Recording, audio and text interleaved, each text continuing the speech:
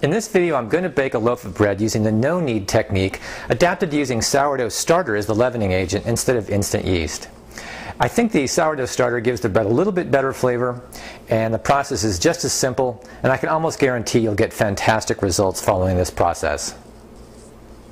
Okay, we're going to start by combining the dry ingredients, which consists of flour and the salt. And the recipe calls for about 3 3/4 cups of flour. Now, I almost never use just 100% white flour anymore. I always like to get some whole grains in my baking.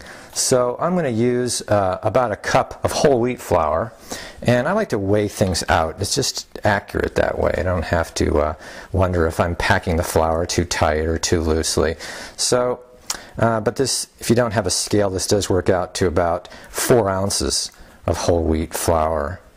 So now I'm going to measure out 12 ounces of bread flour, and that's about 2 3/4 cups last time I measured, but it can vary depending on how tightly you pack it. And if you have a scale, great. If not, don't worry about it. Just mix together some flour. And so I'm going to bring this to a total of 16 ounces, 4 ounces of whole wheat, and 12 ounces of bread flour. You can use just regular all-purpose white flour, but bread flour has a higher gluten content, which will give you better consistency in the bread, the bigger holes, which most people are after. Okay, and now I'm going to add 1 1/4 teaspoons of salt, and just mix that up. And now I'm going to take about a cup and a half of purified water, and then I'm going to mix into that a 1/4 cup of the sourdough starter. Now, before you measure out your sourdough starter, take your batch and stir it up to get rid of the CO2 bubbles that have probably built up if it's just been sitting around. And then you'll get a more accurate 1/4 cup measurement. And I'm never extremely particular about this. It's usually a little bit of a heaping 1/4 cup because it has its own body and it's hard to get exactly level anyway. So I don't know if you can see, but that's not exactly a flat 1/4 cup, but it'll work, I promise. And then instead of trying to mix that in with the flour after I've added the water to the flour, I mix it into the water first and kind of dissolve it in the water. And this, like I said, is just purified water. I wouldn't use tap water unless you know that your tap water doesn't have chlorine in it.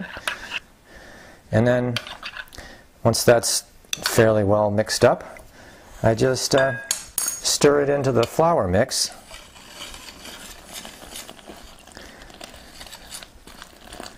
And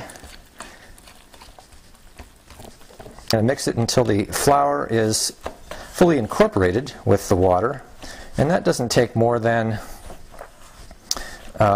maybe a minute or so. And if it gets a little stiff on you, then you can abandon the mixer and go with your fingers. And what you're going to end up with is a very wet and sticky ball.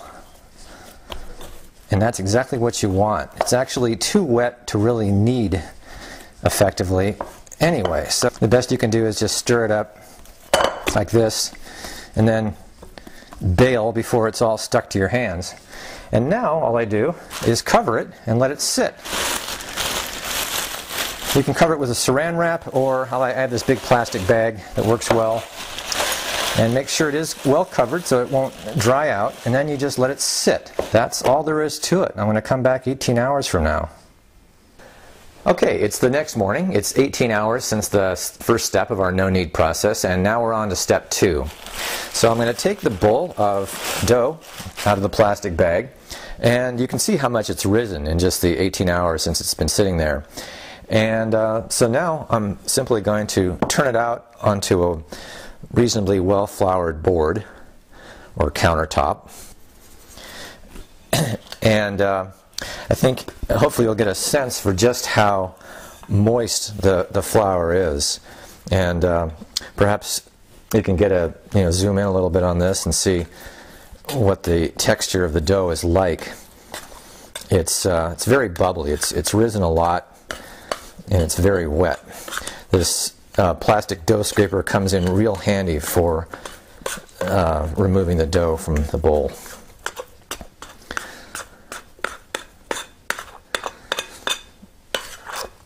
Okay, so now we're going to spread it out on the board a little bit, and to do so without it sticking to our fingers like crazy is we're going to first of all flour our fingers, but also sprinkle some flour on top of the dough. And then I'm just going to kind of squish it out like this, not real aggressively, as gingerly as I can and still get the job done, because we want to get it spread out wide enough so we can fold it back on itself. And so now that that's done, I'm simply going to take it and fold it into third, and then back fold it into thirds like this, and then fold it in half on itself until it's kind of a roundish blob. What I'm going to do is just cover it with a piece of saran wrap, or a plastic bag, doesn't matter, just cover it with plastic, and let it rest for 15 minutes.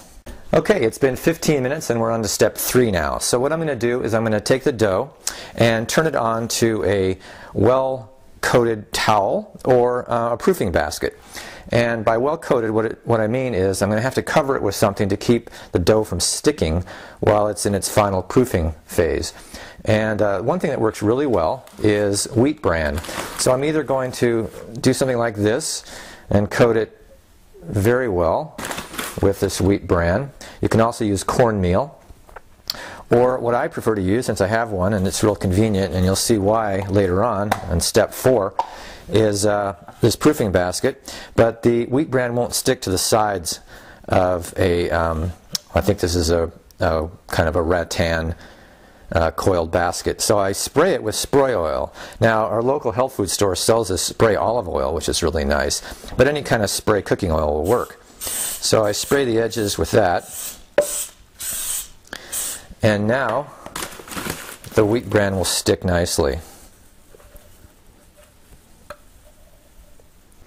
It's okay to err a little bit on the too heavy side, because what you don't use will just fall away. Now I'm going to pick up the dough, which has already risen a little bit just in the 15 minutes it's been sitting here, and I'm going to turn it upside down because I want this seam side down. And you might have to use a scraper like this to get it off the surface that it's been resting on. Oh, and it's important again to flour your fingers so that the dough doesn't stick to them. And I'm going to quickly and gently shape, see how easy this is? Shape the dough into a ball. It shouldn't take more than a few seconds, and drop it into the proofing basket. And now I'm going to simply cover it with a cloth towel this time and let it rise for about 1.5 to 2 hours. Okay, a few words about this final rising period, or proofing period, where the bread dough is rising in preparation for actual baking. The amount of time you give it depends primarily on the room temperature, and maybe to some extent on the vigor of your starter. But from experience, I'm guessing it's going to take about 1.5 hours to rise. So what I'm going to do is set my timer for about 1 hour, because I need to preheat the oven for 30 minutes before I bake. So I'll check back in about 1 hour, check the dough, and preheat the oven. Okay, it's been a little over 1 hour and the dough is rising nicely. So now I'm going to preheat the oven to 500 degrees for 35 to 40 minutes. And that will bring the total proofing time in this case to about 1 hour and 45 minutes. Most of the time your total proofing time is going to be in the range of 1.5 to 2 hours. Now I'm going to preheat the oven with the Lache clay baker inside the oven and set it to 500 degrees and set the timer to 35 minutes. If you're not yet familiar with the Lache clay baker that I just put in the oven, here's what they look like new. The one I just put in the oven I've been using for 12 years. It's one of the main reasons why the crust and crumb of this bread turn out so nicely. If you don't have a Lache, which are for sale in the products area of this website, a cast iron Dutch oven works just as well. The Dutch oven can be a plain one like this or an enamel-lined one like this. The important thing is that it's heavy cast iron with a lid, and also make sure no parts of the Dutch oven not be able to withstand 500-degree oven heat. These are easy to find online. Just do a Google search on Dutch ovens. They have a very wide price range. These work so well because the high thermal mass and the even heat distribution simulates a hearth oven. And because the bread is baking in a small enclosed space, the trapped steam from the cooking bread dough creates the great crispy crust. The three components that make the no-knead method so successful is the very wet dough, the long overnight proofing times, and the bread baking in the Lache or the Dutch oven. So you need to have all three of these components working together for you in order to get the great results that you're after. So it's been an hour and 45 minutes roughly, and it looks like the dough has about doubled in size. And if we poke it with our finger, it should not spring back readily, and it doesn't. But we don't want to deflate it in the process of testing it. So now we do another fun thing, and this would be step 4, I suppose. And what we're going to do is put on our oven mitts and take the cloche out of the oven. Remove the lid. Oh yeah, just a little smoky, but not a big deal. Now you have to take off your mitts and put your fingers over the dough like this and just invert it and let it drop out onto the base. Put your mitts back on, critical step, and return it to the oven. Keep it at 500 degrees and set the timer now for 30 minutes. Alright, it's been 30 minutes, and now all you want to do is take the lid off and reduce the temperature to 450 for a remaining 15 minutes. Alright, so it's been 15 minutes. Turn the oven off. Remove bread from oven. And place on cooling rack for at least a couple hours to cool. Alright then.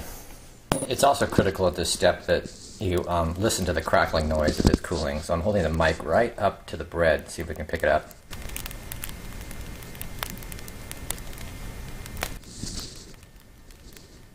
Isn't that cool? I love that. Okay, it's been at least a couple hours now, and let's cut into this bread and see what it looks like. The crust is very crispy, and the inside I can already tell is nice and tender. Smells great. And in fact, it's got nice open holes. Now, the holes would be a lot bigger actually if it was 100% white flour. The more the whole wheat flour you use, the smaller the holes are going to be. But still, this is a great chewy crumb and a great crust. Yippee. So I think it's a winner. And look what happens when you pull a fresh loaf of bread out of the oven. People just appear out of nowhere. Hungry hordes. How do you like the bread? Good? Mm-hmm. All right. There you have it, folks.